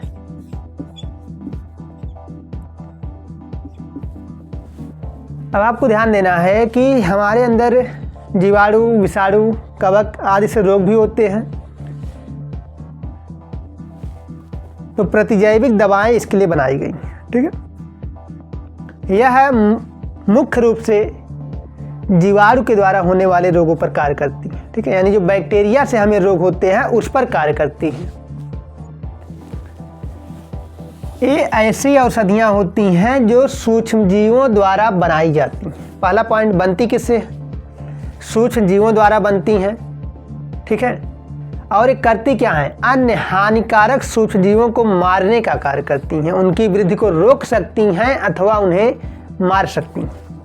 यानी हम क्या कह सकते हैं कि प्रतिजैविक वे औषधियाँ होती हैं जो अन्य सूक्ष्मजीवों की वृद्धि को रोकती हैं अथवा उन्हें मार सकती हैं। ठीक है, ये बात आपको समझना है। प्रतिजैविक सूक्ष्मजीवों द्वारा बनता है। किससे बनता है, सूक्ष्मजीव द्वारा बनता है। सूक्ष्मजीव जैसे कि जीवाणु, कवक, जीवाणु से भी बनता है, कवक से भी बनता है। ठीक है, अब कुछ प्रतिजैविक की बात करते हैं। आपको एक प्रतिजैविक का नाम याद रखना है, पेनिसिलिन। पेनिसिलिन, ध्यान देंगे, पेनिसिलिन ही दुनिया की पहली एंटीबायोटिक। ठीक है, पेनिसिलिन ही दुनिया की पहली एंटीबायोटिक थी, पहली प्रतिजैविक दवा थी। इसके पहले ऐसी कोई दवा नहीं थी जो हमें जीवाणु जनित रोगों से बचा सके। पहली दवा का आविष्कार हुआ पेनिसिलिन, और ये बहुत लेट हुआ है, 1929 ईस्वी में। कब हुआ, 1929 ईस्वी में। आविष्कारक का नाम है अलेक्जेंडर फ्लेमिंग। नाम हम याद कर लीजिएगा। ठीक है, ये सभी पूछे जाते हैं। Alexander Fleming. ठीक, तो अलेक्जेंडर फ्लेमिंग ने पेनिसिलिन का आविष्कार किया। कब किया, 1929 ईस्वी में किया।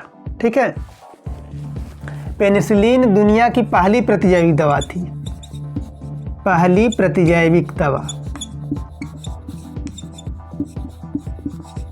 पहली प्रतिजैविक दवा। कुछ अन्य प्रतिजैविक का नाम आपको याद करना है। स्ट्रेप्टोमाइसिन क्या है? प्रतिजैविक है। ध्यान देंगे कि स्ट्रेप्टोमाइसिन जीवाणु के द्वारा बनाई गई पहली प्रतिजैविक, ठीक है, क्योंकि जो पेनिसिलिन बनी है एक कवक से बनी है। किससे बनी है? कवक से, कवक से निर्मित है।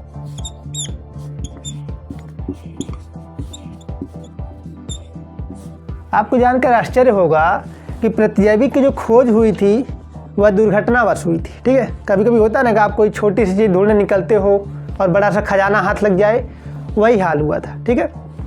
अलेक्जेंडर फ्लेमिंग असल में रिसर्च कर रहे थे अदरवाइज प्रोजेक्ट पर, ठीक है। वह प्रतिजैविक नहीं बनाना चाहते, इनके दिमाग में ऐसी कोई बात थी नहीं, ठीक है। लेकिन हुआ क्या कि इन्होंने एक गलती की। इनका जो पेट्री डिश था, यानी लैब की जो एक थाली की जैसी संरचना होती है, इसे प्रयोग किए जाते हैं। इसमें इन्होंने कुछ बैक्टीरिया रखे थे। अब यह हुआ क्या, चले गए वहाँ से, असावधानी बरती, साफ सफाई नहीं रखी, तो उस पर कुछ कवक आ गए। इन्होंने देखा कि कवक के आने के बाद जो बैक्टीरिया थे वो वृद्धि नहीं कर पा रहे। इसका मतलब ये निष्कर्ष निकला कि जो उसमें कवक था वो क्या करता है, बैक्टीरिया को रोक सकता है। उन्होंने पता लगाया कवक कौन सा है, पेनिसिलियम नामक कवक था। इससे उन्होंने नाम दिया अपनी एंटीबायोटिक का पेनिसिलिन। इस प्रकार से एक दुर्घटना के कारण, असावधानी के कारण जो है पेनिसिलिन की खोज हुई थी, दुनिया की पहली प्रतिजैविक दवा बनी। इसके बाद तो बहुत सारी प्रतिजैविक बनी हैं, लेकिन पेनिसिलिन जो है दुनिया की पहली प्रतिजैविक है जो कि कवक से बनाई गई है। इसके कई सालों बाद, ठीक है, सपोज डेट की मान चलिए 1945 के आसपास, ठीक है, स्ट्रेप्टोमाइसिन बनी थी, जीवाणु से बनी पहली प्रतिजैविक है। भाई दुनिया इंतजार कर रही है कि जीवाणु जनित रोगों पर जीवाणु से बनी पेनिसिलिन, जीवाणु से बनी प्रतिजैविक कब काम करेगी। तो इसी प्रकार की एक दवा है, क्या नाम है, स्ट्रेप्टोमाइसिन, जो जीवाणु से बनी पहली एंटीबायोटिक है। First antibiotic of the world that made by bacteria, ठीक है, जो बैक्टीरिया के प्रयोग से बनाई गई थी, ठीक है। इसके अलावा एरिथ्रोमाइसिन आपकी बुक में दिया हुआ है। आपको 4 प्रतिजैविक के नाम याद करने हैं। एक पेनिसिलिन, दूसरा स्ट्रेप्टोमाइसिन, तीसरा एरिथ्रोमाइसिन,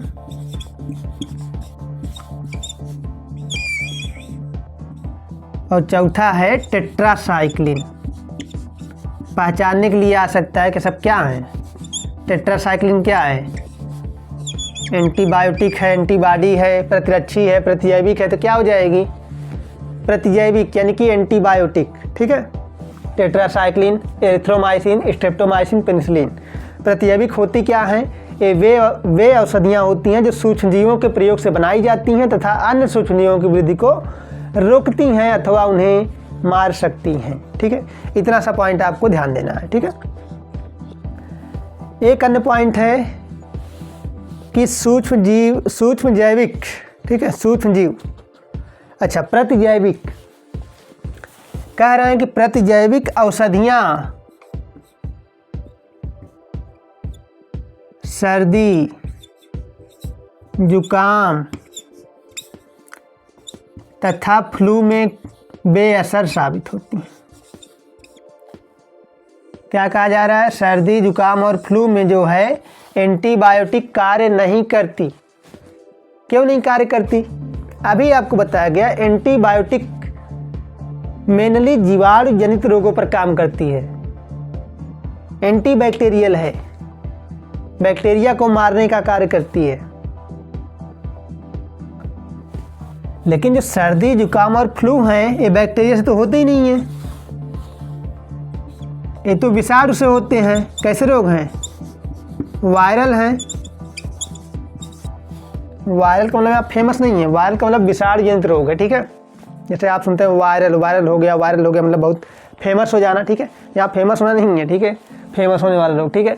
यहाँ विषाणु के द्वारा होने वाला रोग, ठीक है। वायरस से बन गया आपका वायरल, डिसीज माने रोग, ठीक है, विषाणु के द्वारा होने वाला रोग। आई बात समझ में।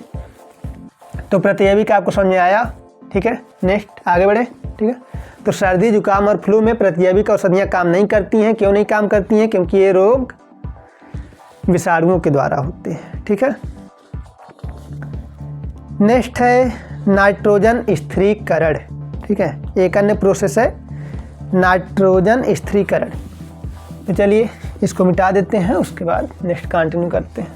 तो नाइट्रोजन स्थिरीकरण आपने पिछले क्लास में देखा था, पिछले वाले चैप्टर में ही देखा था। नाइट्रोजन स्थिरीकरण क्या है, इसको थोड़ा सा विस्तार से समझते हैं। वहाँ आपने एक लाइन नोटिस की थी कि पौधे वायुमंडलीय नाइट्रोजन को स्वतः ग्रहण नहीं कर सकते, वे इसे नाइट्रेट के रूप में ग्रहण करते हैं। ठीक है, मुख्य रूप से जो सबसे आसान है नाइट्रेट के रूप में ग्रहण करना है। ठीक है, नाइट्रोजन कंपाउंड के रूप में ग्रहण करते हैं।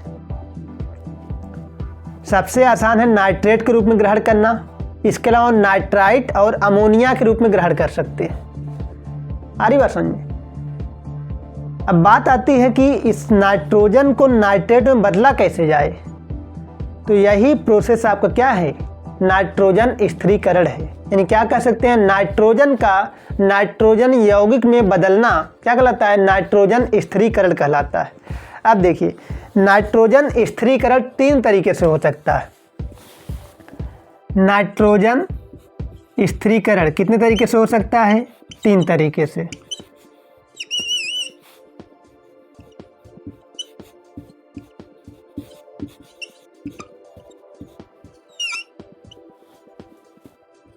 पहला त्वरित द्वारा,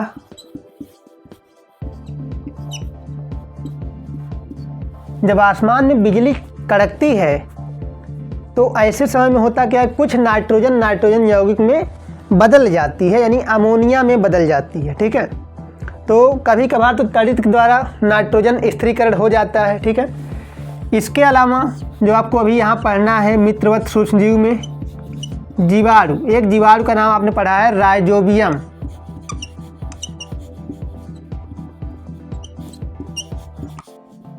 राइजोबियम मटर कुल सहसंबंध।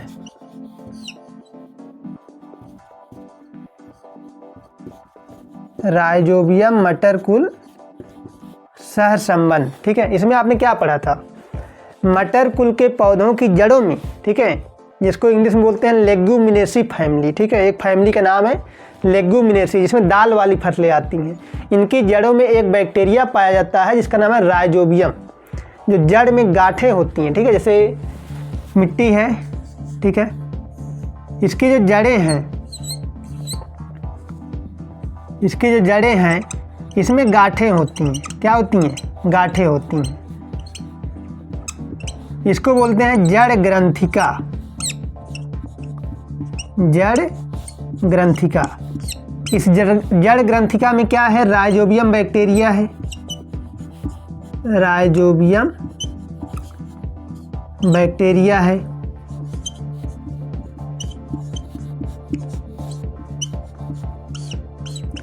ये राइजोबियम बैक्टीरिया करता क्या है, वायुमंडलीय नाइट्रोजन को अमोनिया में बदल देता है। ठीक है, अमोनिया के रूप में नाइट्रोजन को ग्रहण करना पौधों के लिए आसान है। हालांकि अच्छा होता कि नाइट्रेट में बदल देता, लेकिन भाई उसकी उतनी ही पावर है, अमोनिया के रूप में उसको बदल सकता है। इसके अलावा कुछ बैक्टीरिया होते हैं नाइट्रोबैक्टर, नाइट्रोसोमोनास, ये जो है बदल सकते हैं नाइट्रेट में। ठीक है, लेकिन जो अभी सहसंबंध की बात करें राइजोबियम के बारे में, करता क्या है, वायुमंडलीय नाइट्रोजन को क्या कर दिया, अमोनिया में बदल दिया। अमोनिया क्या है, नाइट्रोजन का एक यौगिक है। ठीक है, और इसी प्रोसेस को हम क्या बोलते हैं, नाइट्रोजन स्थिरीकरण बोलते हैं।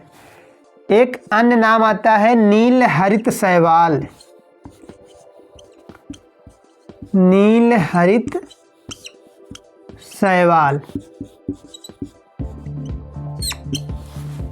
जिसे हम लोग इंग्लिश में ब्लू ग्रीन एल्गी, शार्ट में BGA, ब्लू ग्रीन एल्गी भी बोलते हैं। ठीक है, ब्लू ग्रीन एल्गी यानी नील हरित शैवाल।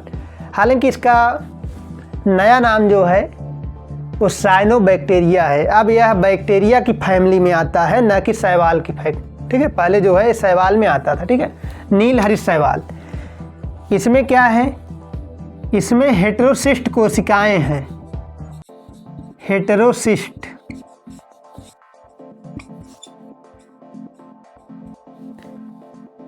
जैसे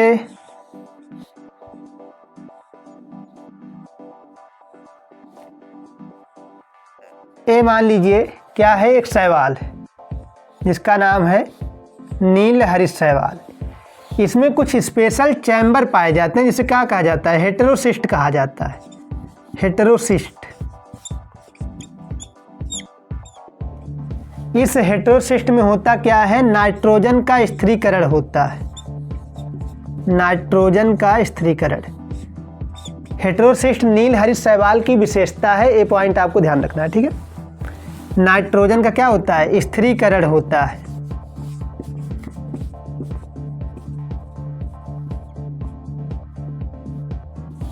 तो नील हरित शैवाल में भी नाइट्रोजन स्थिरीकरण की क्षमता पाई जाती है। नाइट्रोजन स्थिरीकरण क्या है, नाइट्रोजन का नाइट्रोजन के यौगिकों में बदला जाना क्या कहलाता है, नाइट्रोजन स्थिरीकरण कहलाता है, ठीक है। तो तड़ित के द्वारा भी नाइट्रोजन का स्थिरीकरण होता है। जीवाणु राइजोबियम मटरकुल सहसंबंध जो है, ठीक है, यहाँ आपने देखा, ठीक है, ये क्या है आपका राइजोबियम मटरकुल सहसंबंध है, ठीक है। जैसे जो दाल वाली फसलें होती हैं उनकी जड़ ग्रंथिकाओं में ये बैक्टीरिया पाया जाता है, ठीक है।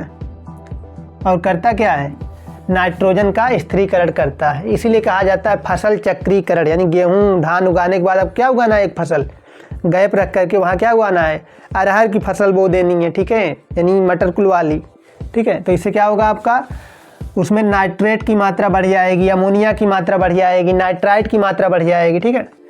तो ये यौगिक जो है राइजोबियम मुख्य रूप से अमोनिया में चेंज करता है।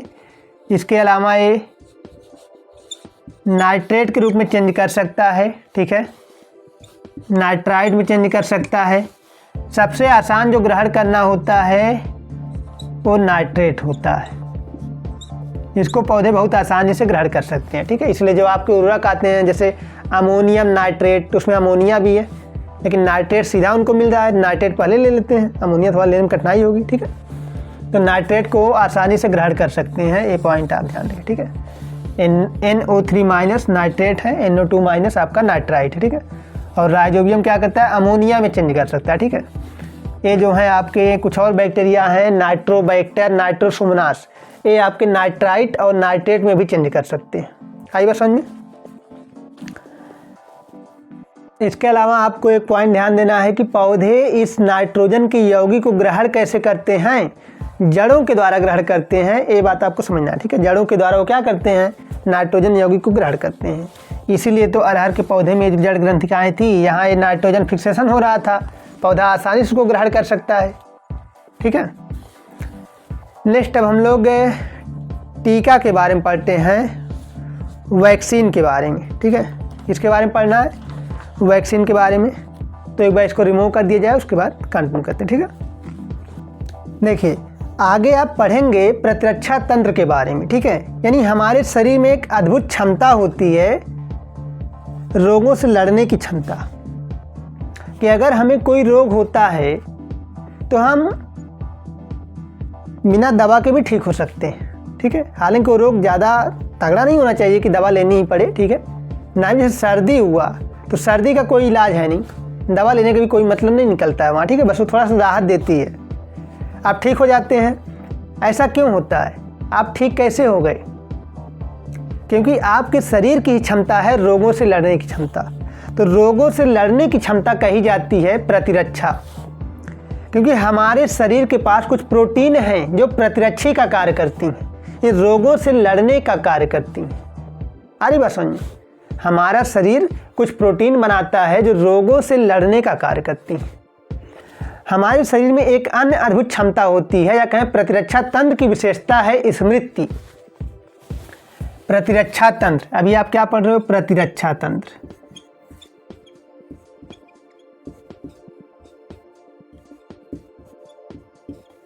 इसके अंदर कौन सा गुण है, स्मृति का,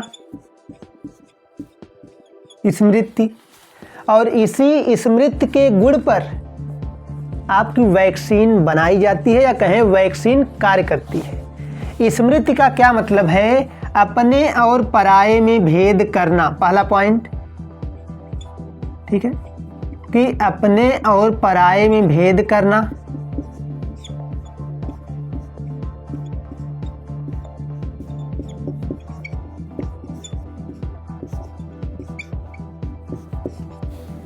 और दूसरा रोग जनक को पहचानना।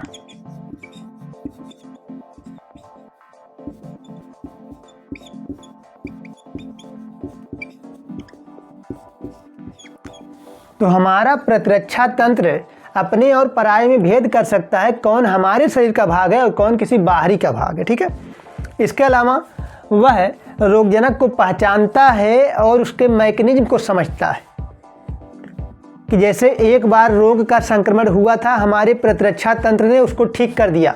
ठीक है, तो यह याद भी रखेगा किस विधि से हमने ठीक किया था। यह अपनी स्ट्रेटजी अपनाता है, कई विधियां अप्लाई करता है, फेल होती हैं कई सारी।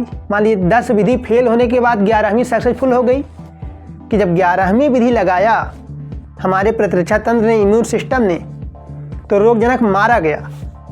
अब हमारा इम्यून सिस्टम कहेगा अच्छा ये बात थी, तो इस तरीके से मरता है। इस चीज़ को याद करिए कैसे हमने मारा था उस बार।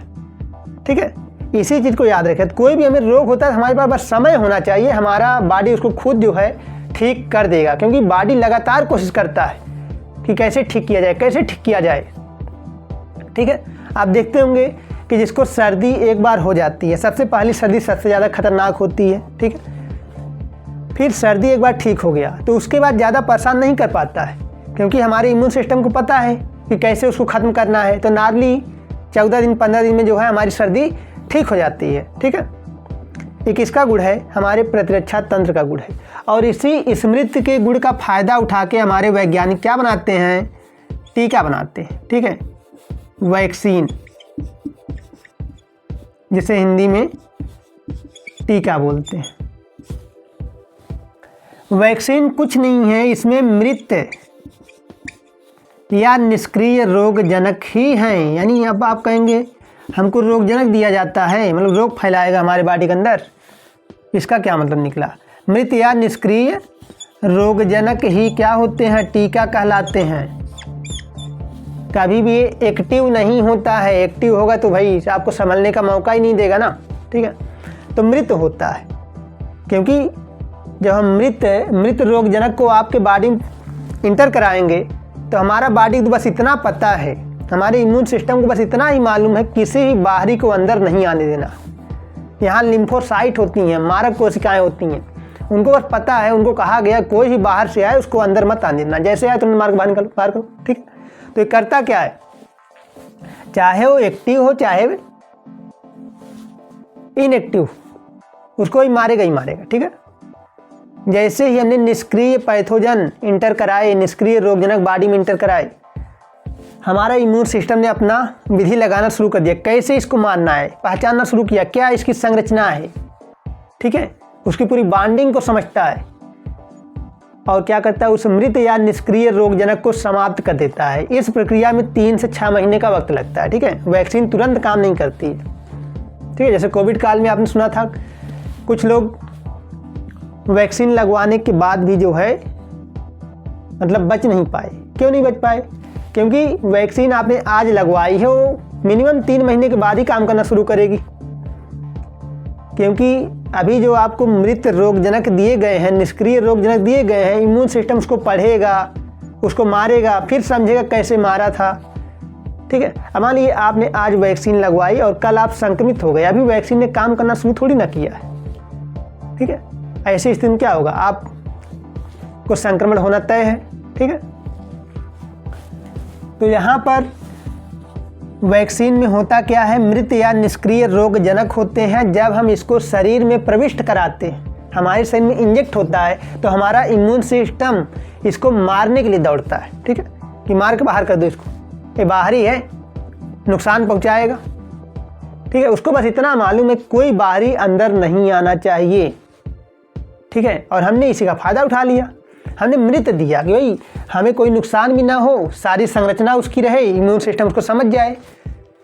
इम्यून सिस्टम ने इसको मारा, 2-3 महीने समय लिया और समझ गया कैसे हमने मारा था। अब अगर असली वाला रोगजनक आएगा, ठीक है, जो एक्टिव है, ठीक है, एक्टिव वाला रोगजनक जो आएगा उसको भी वैसे मारेगा। अभी मारने की विधि तो सेम है, क्योंकि संरचना एक ही है दोनों की, बस यहाँ एक क्या था? इनएक्टिव था, वो क्या है? एक्टिव है। ठीक, तो वैसे ही आपका टीका काम करता है। तो सबसे पहला टीका जो है 1798 ईस्वी, सन है 1798। 1798 में खोजा गया था चेचक का टीका। किस चीज का टीका था? चेचक का टीका। किसने खोजा? एडवर्ड जेनर ने। Edward Jenner. चेचक उस समय की एक महामारी थी, ठीक है, जिससे बहुत लोग मारे गए थे। हुआ क्या, एडवर्ड जेनर ने एक बालक जिसका नाम जेम्स फिप्स था, ठीक है, क्या नाम है? जेम्स फिप्स, ठीक है। ये इनके कुक या फिर माली का लड़का था, ठीक है। इसको लिया और एक काऊ पॉक्स नाम की बीमारी हुआ करती थी, ठीक है, गाय की बीमारी थी। उसके रोगजनक को लेकर इंटर करा दिया, ठीक है। माली के लड़के लिया है, कोई अपना लड़का थोड़ी लेके प्रयोग करता है, ठीक है। इनकी चालाकी देखिए, ठीक है, ये है वैज्ञानिक, ठीक है। इन्होंने क्या किया, एक बालक जेम्स फिप्स से प्रयोग किया। इन्होंने उसे पहले काऊ पॉक्स का वायरस दिया, ठीक है, उसके बॉडी में इंटर कराया। इसके बाद कुछ दिन बाद, करीब 2 महीने 3 महीने बाद उसको चेचक से संक्रमित कराया, ठीक है। तो संक्रमण हुआ लेकिन वो ठीक हो गया, ठीक है, बच गया मतलब। फिर इन्होंने दोबारा काऊ पॉक्स दिया, मतलब दूसरी डोज दी वैक्सीन की। अब जब इन्होंने चेचक से उसे संक्रमित कराया तो बालक संक्रमित ही नहीं हुआ, मतलब उसको चेचक का संक्रमण हुआ ही नहीं। तो इससे ये निष्कर्ष निकला कि काऊ पॉक्स का जो वायरस है वो चेचक के वायरस को रोकने में सक्षम है। इस प्रकार से दुनिया में पहली बार वैक्सीन आई चेचक की, ठीक है, दुनिया की पहली वैक्सीन है, ठीक है। किसने खोजी? एडवर्ड जेनर, ठीक है। इसीलिए इन्हें फादर ऑफ इम्यूनोलॉजी के नाम से भी जाना जाता है, या कहे फादर ऑफ वैक्सीन, जिन्होंने वैक्सीन का आविष्कार किया, ठीक है। कौन है? एडवर्ड जेनर, ठीक है। तो अभी एक और वैज्ञानिक आपके आए थे जिन्होंने 1929 ईस्वी में, नाम याद करते चलिए सबका, 1929 ईस्वी में क्या खोजा था? पेनिसिलिन खोजा था। दुर्घटनावश क्या नाम था? Alexander Fleming.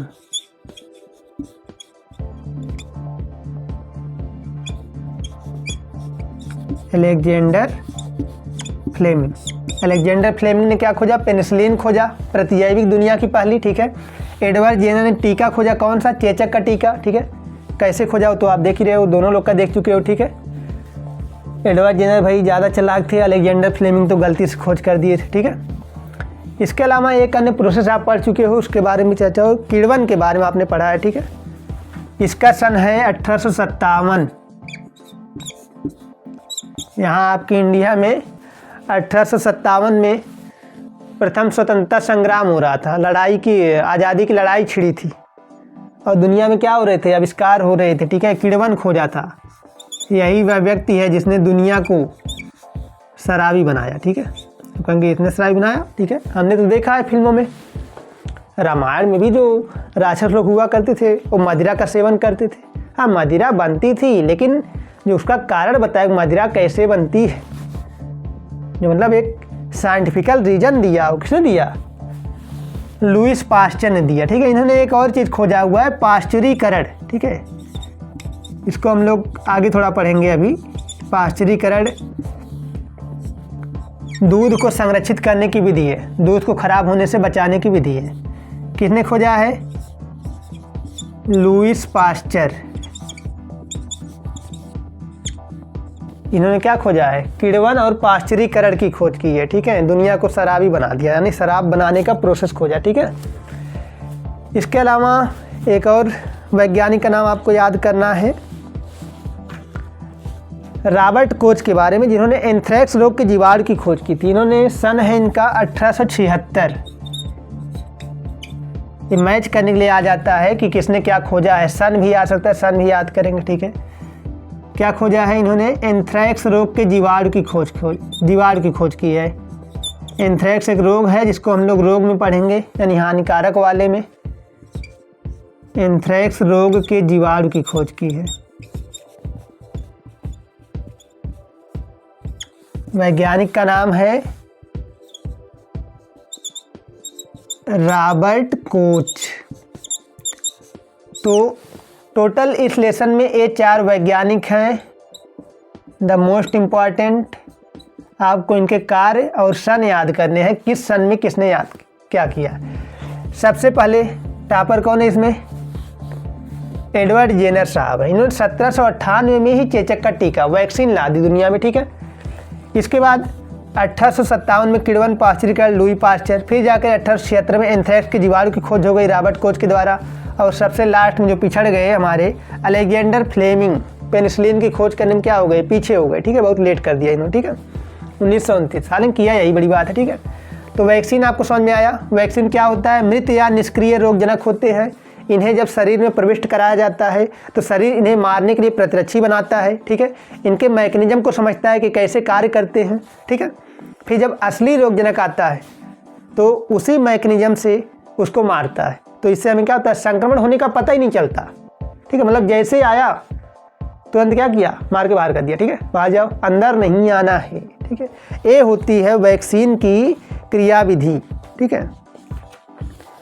तो हमें लगता है कि आपके लाभदायक सूक्ष्मजीव तो हो गए, ठीक है। हाँ, इसके अलावा दिया है कि हेपेटाइटिस बी, हैजा, क्षय रोग, इन सब के टीके उपलब्ध है, ठीक है। इसके अलावा पल्स पोलियो अभियान के बारे में देखा हुआ है, कह रहे हैं पल्स पोलियो के बारे में आपने देखा हुआ होगा, ठीक है।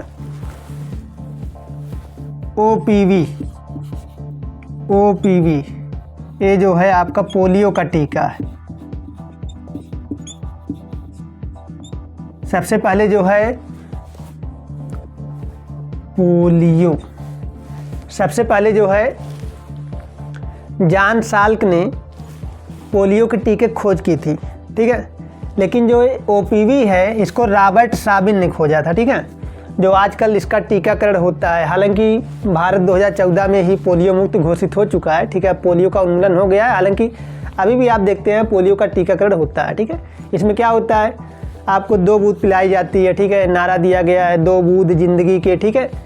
क्योंकि पोलियो एक ऐसा रोग है जो मतलब जीवन ही तबाह करके रख देता है, ठीक है।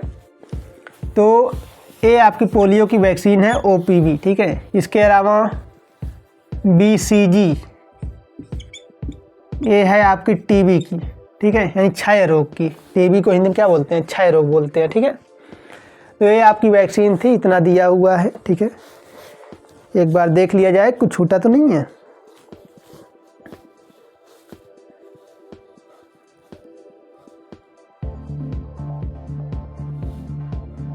यहाँ आप ध्यान रखेंगे कि आपसे अगर एग्जाम में क्वेश्चन पूछे कि टीका किस सिद्धांत पे बनाया गया है, तो प्रतिरक्षा तंत्र के स्मृति के गुण पे, ठीक है। जो मेमोरी पावर है प्रतिरक्षा तंत्र का, इसी के आधार पे बनाया गया है। तो आपका मित्रवत सूक्ष्मजीव खत्म हो चुका है। तो इस प्रकार से लेक्चर हम लोग यहीं पर समाप्त करते हैं। नेक्स्ट लेक्चर में हम लोग हानिकारक सूक्ष्मजीवों के बारे में बात करेंगे, ठीक है। इसके अलावा अगर संभव होगा तो हम लोग फूड प्रिजर्वेशन के बारे में भी उसी लेक्चर में बात करने वाले हैं। तो मिलते हैं नेक्स्ट क्लास में।